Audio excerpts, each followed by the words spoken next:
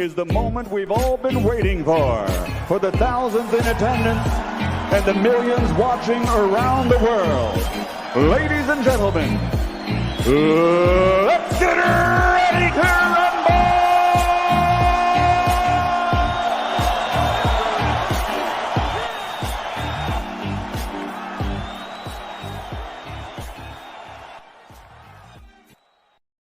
Welcome back to Lessons for Life. It's Friday night, and I've got Seb Lopez with me, the man who continues to evolve spiritually. He evolves, but he doesn't revolve, or is it the other way around? Welcome, Seb. Hi. Good to be here. Yeah. Good to be back on the show. Great to have you back. We've gone for spiritual evolution, the inner workings of the awakening. Are you awake? What's happening? Yeah, I feel pretty awake. I feel pretty alive, pretty on point. And how do you compare to where you were last time we saw you? Because we haven't spoken for, it's been quite a few months. I mean, it feels like yesterday, but a lot has happened, and we're at a completely different season. The weather's different. The clocks have changed. How are you feeling? I feel really good. I feel like I'm at optimal coordinates. Wow, what's got you firing on all cylinders at the moment spiritually? Then I think it's because I am willing to contemplate and ponder every and any conceivable aspect of reality, especially those aspects of reality that have to do with my psyche and inner consciousness, consciousness, put it that way. Okay, consciousness.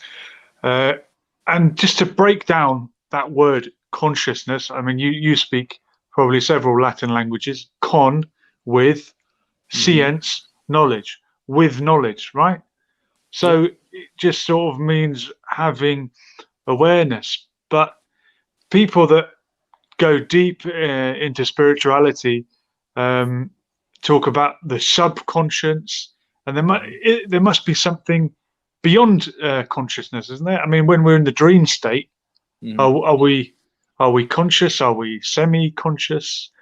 I suppose Yeah, this is when you get it's like, into lucid dreaming, and you're still conscious whilst asleep. yeah. You know, Have one you of the been down that meanings, road? subconscious means below the threshold of consciousness, right? But Sub. actually, the word sub, if you go to the root of it, it actually also means secret, secretly conscious. I So, like it. yeah, so I think that really the way forward, the way forward in for my life, and I think I dare say for lots of for all us all, is to go into the secret consciousness, because that's a level deeper that has impregnated with much far more meanings and ramifications and implications. And I mean, we're talking now about secret knowledge. It sounds almost like what we refer to as the occult, which has a very negative connotation, but it actually just means hidden. Who is hiding this knowledge? Philip Q is saying that we're sleepwalking through our lives. Some of us are. Uh, and we talk a lot on this channel about the Woke Brigade, who like to think that they're really awake. Do you think that people of that mindset are truly conscious, Seb? I don't care about them. I don't want to be an externally Yes. motivated person that's worried about what other people are doing. I've done that long enough. Like, what I want is to go inside, because the only way I'm going to basically become a freer human being, a more enlightened human being, is if I look inward, if I go inward. Okay. Outside How, is who are you, Seb, to judge how awake or conscious or spiritually evolved someone else is? that's How the can thing. you make that assessment? It doesn't interest me. It's like there's people who annoy me. Like, we all have people who annoy us, right? Who we Hmm. think that they have inconsistent logic, that they're hypocritical, whatever. But the thing is that I'm trying to, like, doing my best not to focus on the people who annoy me, the people who are trying to, not to divert my gaze away from anything that could distract me from my own inner development, my own personal development. It's a waste of time. It's like, a lot of religious people annoy me, right? I'll be perfectly Yeah. candid with you. Yeah, they do. But the thing is that I've gotten tired of projecting. I think what I'm doing is, sometimes when we get annoyed at other people or we worry about other people's evolution, it's just an excuse not to focus on our own. It's like, Do you find this guy annoying? no, I like him. Okay. Oh, and that's the Dalai Lama. What do you like about him? I like the fact that he's not just compassionate, but he's got a fun streak. Like, I think that he makes fun of the way in the Western culture is so obsessed with work, and maybe I think in his worldview, we'd probably be all better off having fun and enjoying moments with our families, and going back to basics rather than being obsessed with ambition and work. So I like that about him. I'm a fun person. Yeah. I like fun. I Mm. like fun energy, high vibration. Yeah. Okay. High vibration. We love to have fun on this channel. Someone was mentioning to me the other day that the concept of like the 8-hour working day and 40 hours a week or whatever it is actually a throwback to the time when we worked in factories, and there's no real need for us to maintain that now. And what has happened over the past 12 months, and I don't want to talk about it too much, but a lot of people have been working from home, and you'll understand why. That might be something that may just continue on forever now. Do you think people are rethinking the working life and the work home life balance? Might that be a change for the good? Yeah. I think a lot of the patterns that we have, like, maybe we've thought that things needed to be a certain way, like you got to report to your desk. work from not punch a clock. But the thing is that like the more we stop being conventional and just doing things by default because that's the way they've been done forever, and because we don't have the imagination to think outside of that box, the better. We need to think what actually is the optimal way to be in every aspect of life. Every aspect of life. Philip Q is saying people on the dole are way ahead of you, i.e. people getting job seekers allowance and being paid to do nothing, possibly are ahead. Well, people like the Dalai Lama and Buddhists in general spend a portion of their life living off alms, living off charity, and just sitting and meditating. And in the Eastern culture, that's not seen as a bad thing. They're not regarded as scroungers or whatever. It's just a part of your life that you have to go through. Maybe we could all take some time to do nothing. I don't take anything at face value or for granted. Like I think like every single assumption we have about anything, our most cherished. How far do you take that? Because religious people will pin you down on this when it comes to morality, and they'll say morality has to come from God. It can't come from anywhere else. Otherwise, why do you do anything? Like, where do you get your morality from? Well, like to those religious people, I'll say, what is God, right?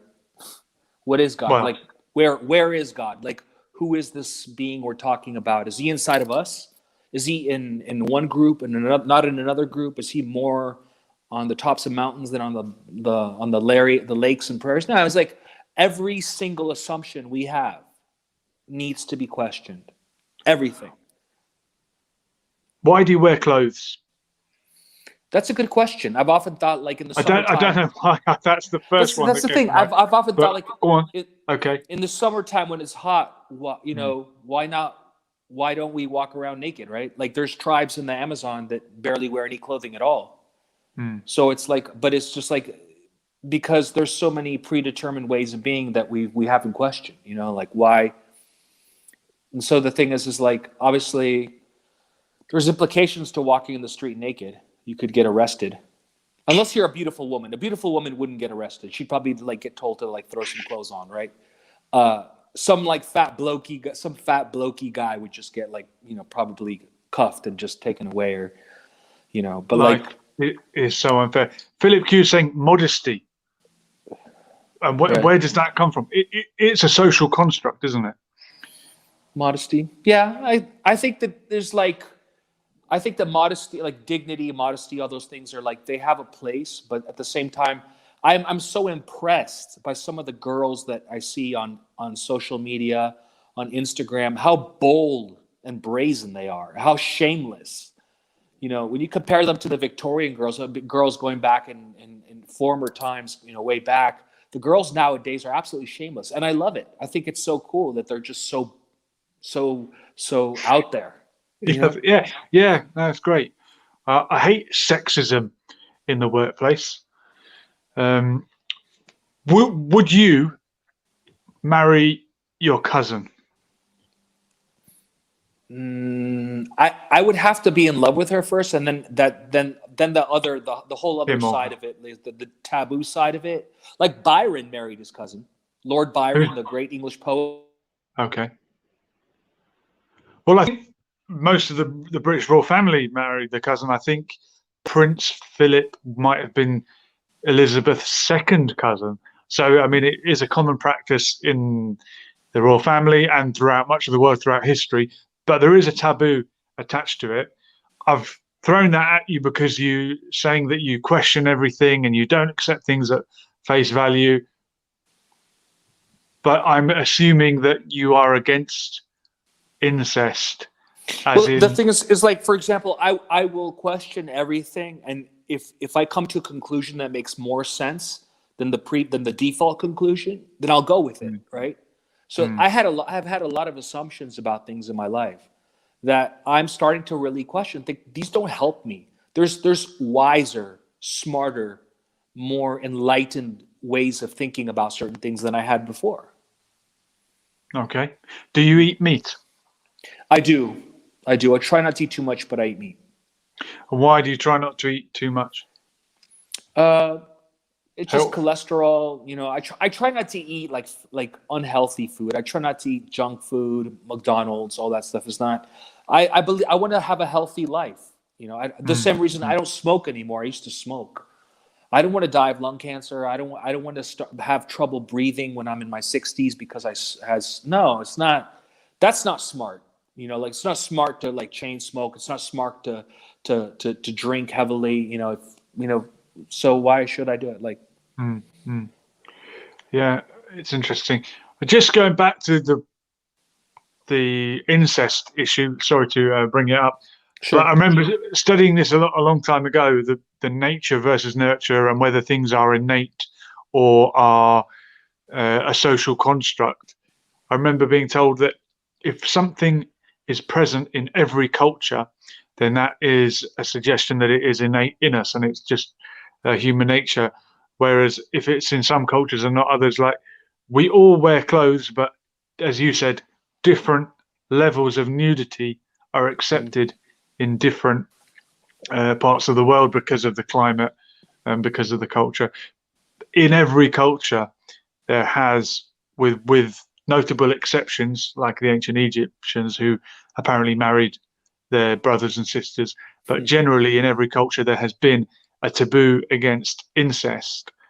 And those that didn't have it probably died out. And maybe that's why.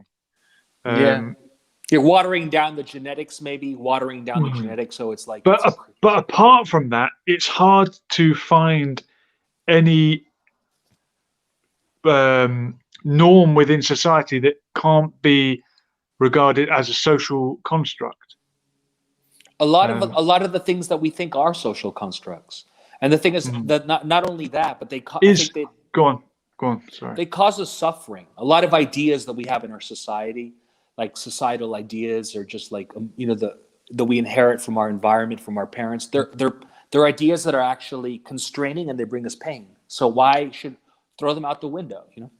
Do you think gender is a social construct?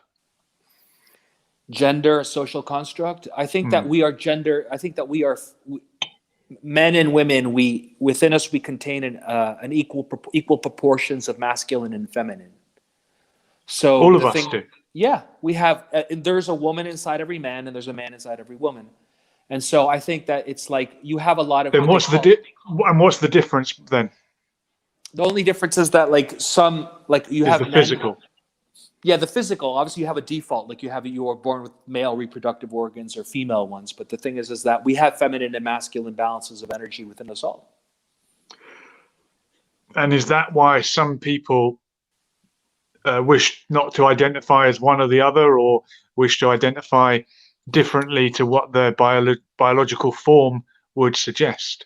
There's hormonal stuff that I don't really understand. Like that's like, people are born with like maybe more a preponderance of one hormone or another more, but that's I don't want to get into that because that's not my field of expertise. I do know that it's awesome to get in touch with the energy, like if you're a man, get in touch with your feminine energy, or if you're a woman, get in touch with your masculine energy. It's a really liberating experience. Yeah, always train your weak side. They say that in martial arts. If you're left-handed, practice the right hand. Perfect your weaknesses. Matty B is saying this Seb guy is pretty smart. I like his way of reflecting on things. We're glad you like him, Matty B. And if you want to chat to him, click the link in the description and we'll get you on the screen. Or we can just hear your voice if you would prefer. Anyone is welcome. I should have said that. If you want to join in this discussion, click the link in the description. It's all there. What about race and ethnicity, Seb? Are those real things or are they social constructs? And I shouldn't say are they real, because things can be a social construct and still be real. But is race a social construct? That's my question. Maybe the cultural aspect of it is, but like genetically, like are we supposed to share like almost identical genetics, humanity, like 99.9%? That's what I understand. Like we share 99.9% of the same genetic pool, like genetics in common. So like skin color, all those characteristics are just kind of pretty immaterial. They're like, Yeah. Doesn't matter if you're black or white, but maybe our guests will disagree. We've got a new friend on the screen. Oh, it's man's best friend. Welcome, PK. How you doing? Hello. Great hey, to have you with us. Welcome back. You're through to Seb. Hi. how you doing, brother? I remember I'll you from just like join the some times ago. Yeah, that's correct. I just joined the conversation, sort of half getting what the conversation was about, if that makes sense. No, you're welcome. But I was interested in what you said about the feminine side of one who's a man. So how would you get in touch with that, and what is it? It's a question I've got for you there. I think it's a lot of things. I think it's the feminine. Okay, so feminine energy is like, to me, a man who's not in touch with his feminine side is a very limited man, right? So when a man gets in touch with his feminine energy, he becomes spontaneous. He becomes empathic. He becomes the wildness that makes up a man, like his fluidity, his spontaneity, his all those wonderful characteristics, right, are feminine in nature. So the man is channeling all this glorious energy that's in the universe everywhere, and he's like a dancing being of light. The default man, the limited man, is rigid, structured, programmed, predictable, even toxic or fragile. So that's So why would you say? What question is? Why would you say that is? All of the things you've described, which are very positive, are feminine and not masculine, when really those things could be attributed to masculinity as well. Yeah, well, it's two sides of the same coin, right? The way I break it down logically is I say that the way I like to look at it, and these are just models, by the way, they're imperfect and they're incomplete.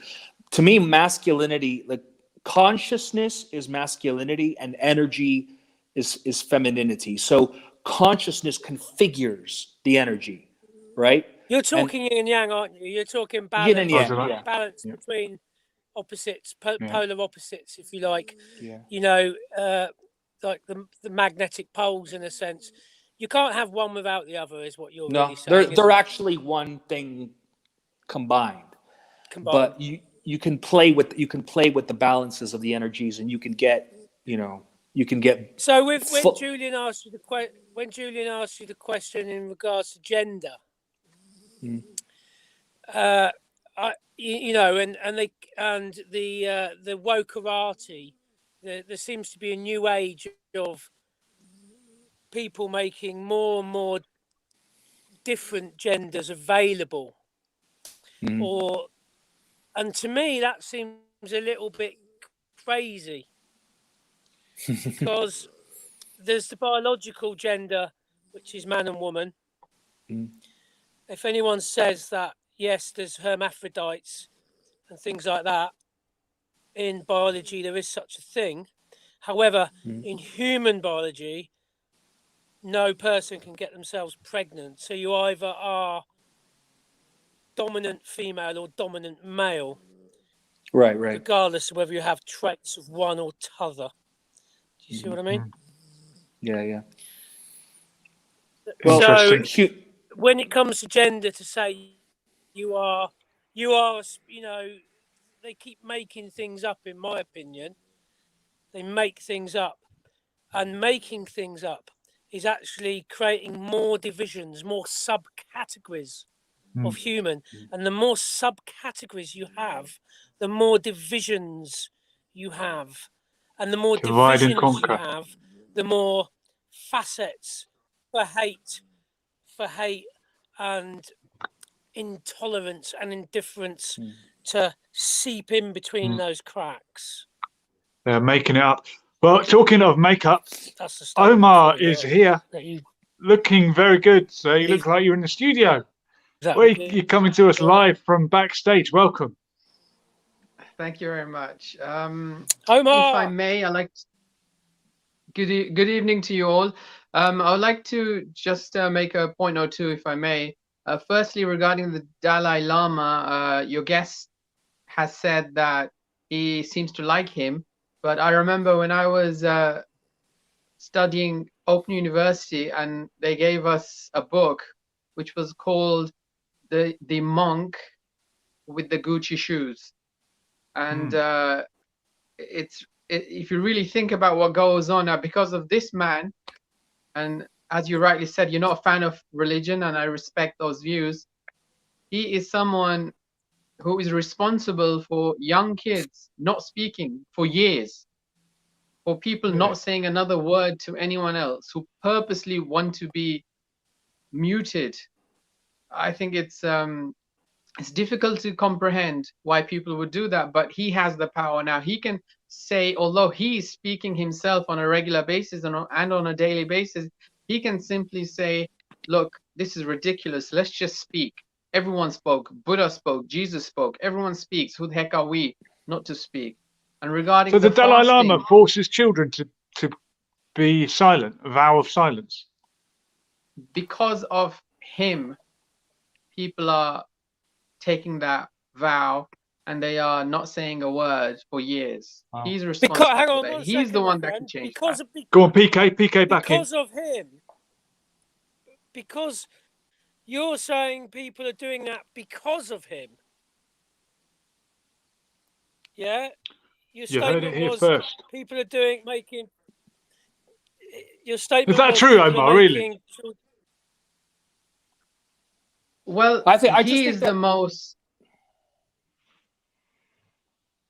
No, I just think that, like, for instance, I believe in an independent investigation of reality. So, like, no matter what environment you were born in, it's up to you to discover reality for yourself, right? So, like, even if human beings are imperfect, the Dalai Lama by definition is imperfect because he's a human being. So, these kids who are under his guardianship or his tutelage, they owe it to themselves to find out reality for themselves, and it's something that everyone has to do, like, for themselves.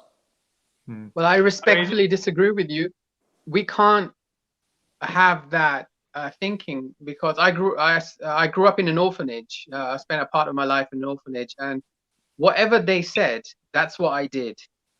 Similarly, those kids, whatever they are being told, that's what they're doing. Now, it's unfair for you, Seb, here to say simply that, hey, those kids need to find out for themselves. No, those kids are destitute. They have to do whatever Dalai Lama says. And I personally hold him responsible. Because of him, people are not free, and they are in monks, and they have to stay silent and fast for weeks upon weeks, and pretend like they can hover into the air. So I don't see him as. I've got your But I mean- school photo on the screen there, Omar. That's you on the back row, I think. I haven't changed a bit. No. HK is saying, I remember the Dalai Lama saying he finds it hard to meditate. Gosh, if he finds it difficult, what chance do the likes of Seb Lopez and the rest of us have? Give Peace is saying, what's wrong with staying silent? Well, if you're being forced to remain silent, I suppose it's not good. A bit like giving hormones and puberty blockers to teenagers in this country. But I mean, Omar, like in your case, you were able to get out of that rut that you were in before, and you found your own in life, right? So it's not impossible for people in whatever their situation is to find their own path in life, right? It just happens all the time. No, I disagree with you, Seb. After a while, you become your environment. You know, if I was up in, I don't know if you've seen some of the programs on YouTube, it's people with the little hats, and they have these curly hair on the side. But leaving that aside, they are in, and I think we have them in London. Many of them escape from their community, and they say that we were completely we were just like that. I think you have it in New York. I was in Williamsburg, and I saw this type of stuff Do you mean where the Hasidic people Jews? do escape from there. Right. And people do begin to look like their pets as well, that apparently. We've got a nice close-up there. Question from SK: how old were you at school? And let's have a look at. This is a quote from Deepak Chopra.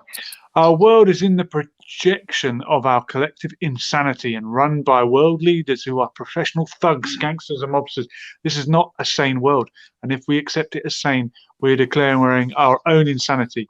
If there was a critical mass of people who are awakened to their true self, we would move in the direction of a more peaceful, sustainable, we hear that word a lot, sustainable, healthier and joyful world. Seb, I want to bring you back in. Do you think Mr. Chopra here, MD FACP from the Centre for Wellbeing, is he evolving the way that you would like to in terms of consciousness and spirituality? He's talking about a global sense. He's not just talking about himself. I'm against. I don't believe in any kind of grandiose scheme. I think that like the best favor that we can do to the whole world is just to focus on ourselves and try to become personally a better person. Like that's, to me, it's like I'm not going to try to like start a movement or be like and do anything on a bigger scale. Simply just if every day I can become a little bit better, then I'm doing my service for the world. That's what I think. Starting with the man in the mirror. I'm just going to ask PK now. A question. PK, did you see the Environmental Brigade have now said that you shouldn't have pets because of their carbon paw print, and that having a pet actually releases more carbon than having a car? Did you hear that this week? I'd quite say get a life. Yeah. I mean, I'm all for saving the environment. I'm not Good man. Bothered. Go and get a life. Well said. But there does seem to be an attack. Pets are something that can help you if you have anxiety. There's so much. There's so much to be gained from caring for an animal or another being, and I don't. Goes on down. Where are we going to draw the line? All right. I also wanted to run some definitions through with you, Seb. When you're talking about spirituality, you obviously believe that you have a spirit. Is that correct? Would you say that that's the same as a soul? Is that something different? What do those two words mean to you? The metaphysical definitions of spirit and soul don't bother me too much. I just think I'm consciousness. That's what I know. Like I can write, those are poetic ideas that can give you that. Sometimes they have they can give you like a sense of something, but I just think of myself as I am sentience. I am consciousness, and I'm responsible for how I evolve that consciousness. We all are, That's what matters to me most.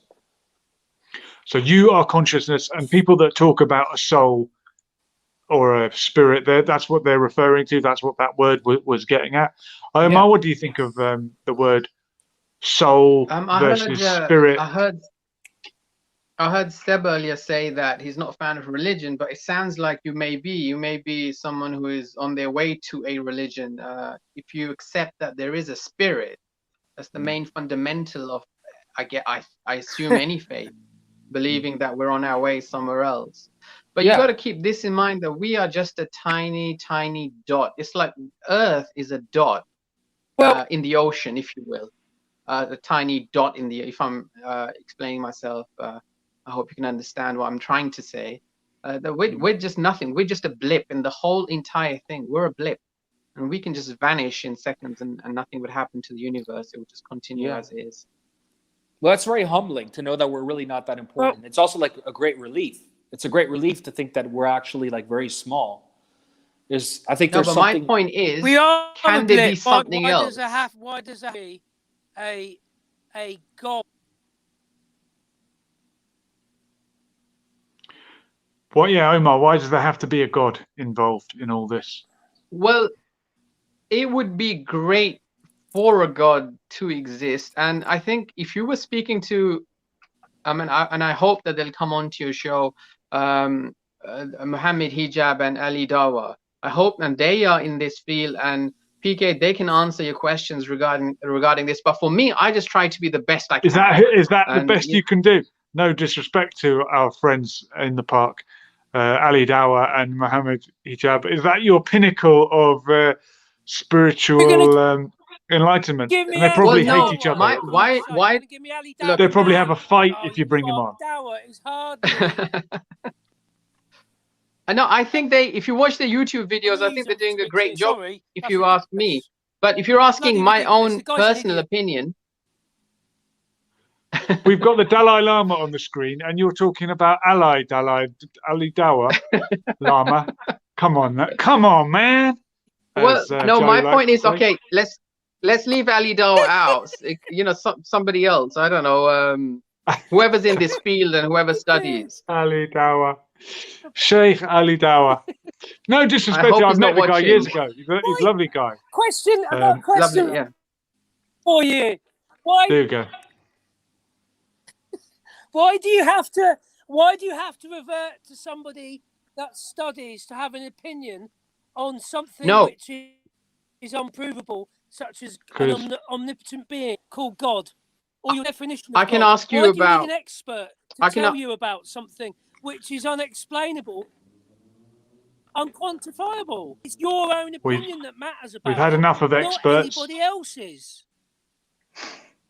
Well, my point is simply that, you know, people are in this field. I assume they study the Quran. They spend all day and night looking for. But you've got the Quran. You can study it, can't you? No, they study it. You've got the same copy of the Quran as Ali Lama. Well, I think, you know, I don't have. If I'm honest with you, I just don't have that interest to study. But I think it would be better if you ask someone who has studied the Quran. There's people, I mean, there's Muslims, non-Muslims I know who have done Islamic studies and PhDs and so on. So if you want to ask them about God, I guess they would be better. But for me, I just try to be the best I can. Why should there be a God? I would say everything. No, they're only better about answering questions about the scriptures they studied. That's all they're better at. Answering about the questions of scriptures they've studied. But like, forget this. You know, I don't care about this. God is undefinable. If everyone on the planet has a different interpretation of what God is, then there's no one interpretation of God which is correct apart from your own. Go on, PK. Think about that.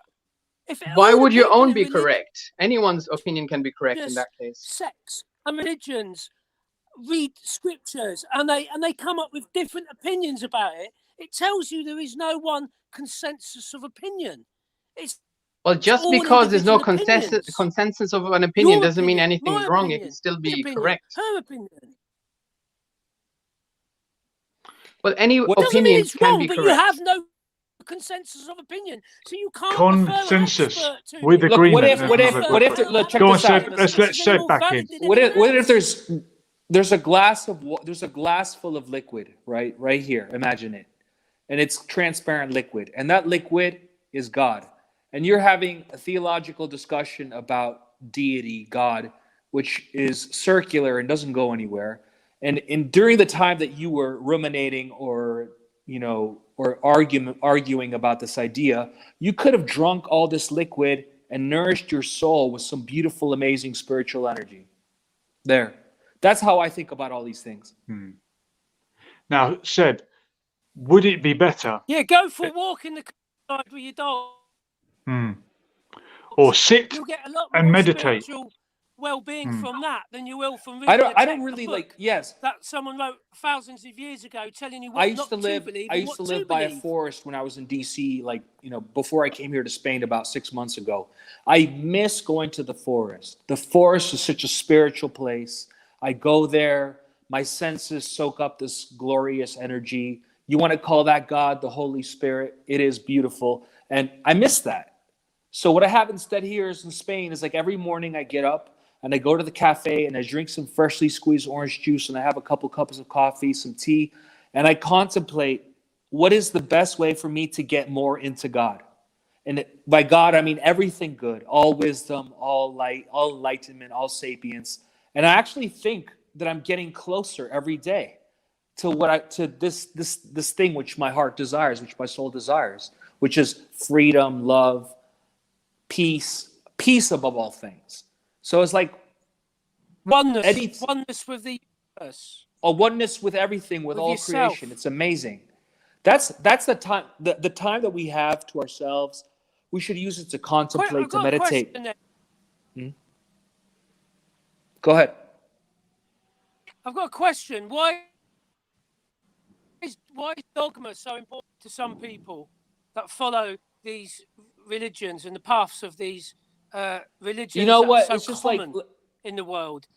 This is what I think about all this, right? Buddhism, Christianity, all the Hinduism, all the other religions. The religion I shall not speak, in case they. No, look, I'm telling you, man. There's a glass.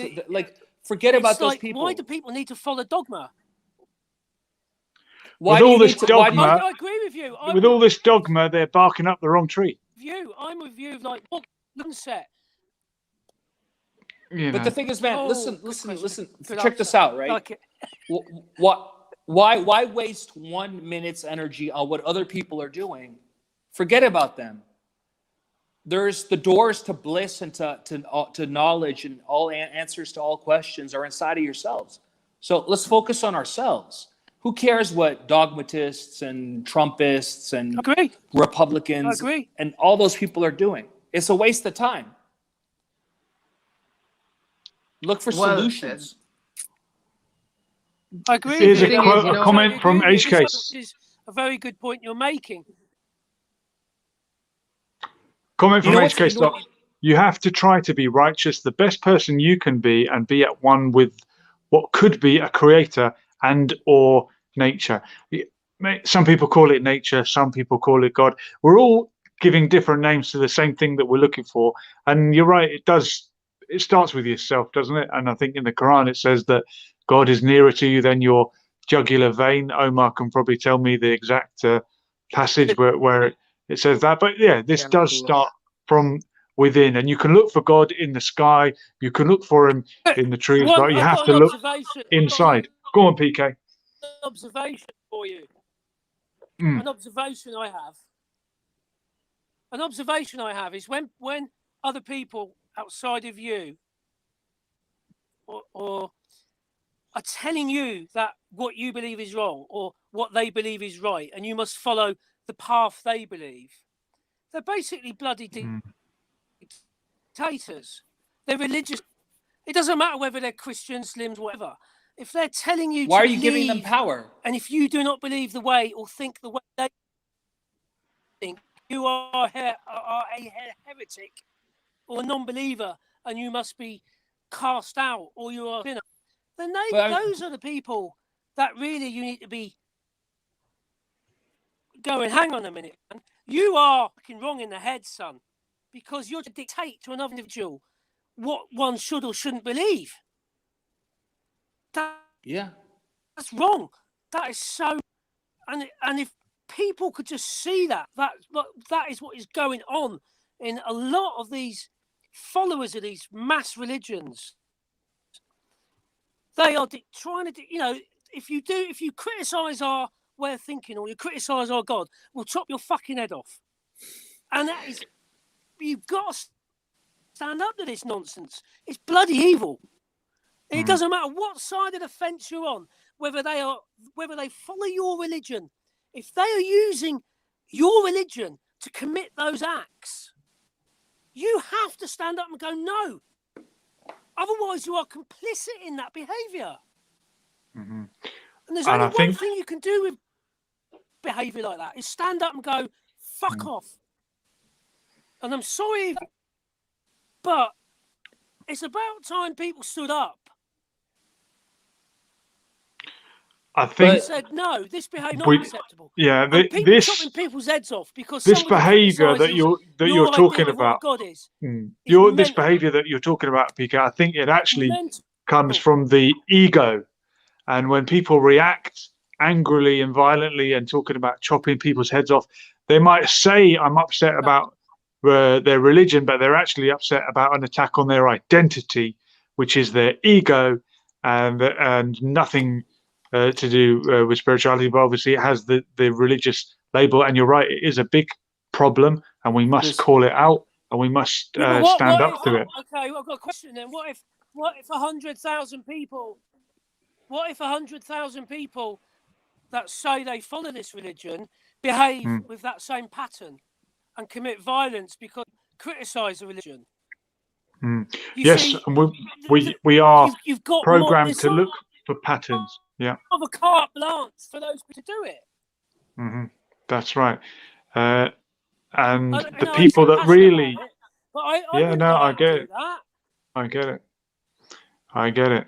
And the people that really want to defend their religion should defend it by. Wouldn't do that, Julian.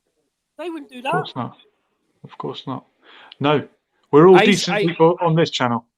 I don't know. The way I see it, like there's so many beautiful things you can think about rather than think about people who are, fanatical or ignorant. Just I don't think that you're going to find, if you're looking for happiness and looking for bliss. Well, it's not that. I don't think. Hey, my friend. What? You find it within. You don't find it externally. You find it within. I'm with you. Yeah, but that's what I'm saying. It's like when I don't go around being angry or doing things like that. But in the context, in the context of this discussion, these things happening. Yeah. Yeah. So right. But the thing is like, go, yeah, we're all happy, Larry. I mean, look. The thing is that like their anger is not like when you're angry at someone, even if you're angry at an injustice, that anger doesn't have a lot of power. It's like the people who are able to dismantle regimes or like unjust institutions, they were like very calm. They were like very like they had a lot of composure. So the thing is that like if you're gonna, and the thing is, man, I totally empathize with you. I agree with a lot of the things probably you psychopathic and they don't have any much emotion. Who's what? Who's sociopathic? So in defense, so if I could be fair with ordinary religious people out there, if PK, you were to watch the news, and I'm sure you have done for the last few weeks, you'll notice that there's been killing after killing after killing in the USA, people shooting each other dead. Random strangers. We just lost a police officer. Somebody just hacked her up. So we had Sarah Everard before that, and we've got all these youngsters dying. Now those killers that are ending the lives of these beautiful people, they are not religious at all. They are doing this. So the extreme that people of non-faith have, people who have a faith will have that minute extreme element also, I would say. Yeah, no. The problem is that ego. I've got a question. Ego is that's a very good observation, and I don't disagree with it.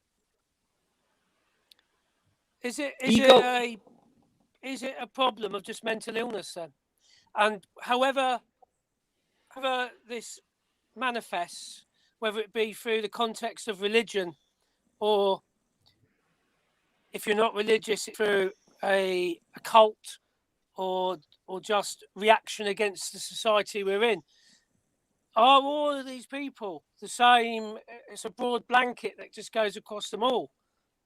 They're just bloody mental. If you went to you went to prison right now and you asked the people, why did you kill your parents? Why did you kill your wife? Why did you kill your kids?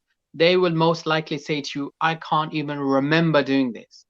And this is a common thread. If you follow any court case, you'll notice that the killer, the genuine, I guess, killer who will, or if you speak to the lawyer, they'll say that person said, I can't remember doing this. I can't remember. I just got so angry and I just did it. And you don't just get angry. You don't get angry. There's something building up and there's a mental illness going through people's minds, and one day they snap. And I think you have an element of that. And I've seen it and I'm sure you have throughout your life too.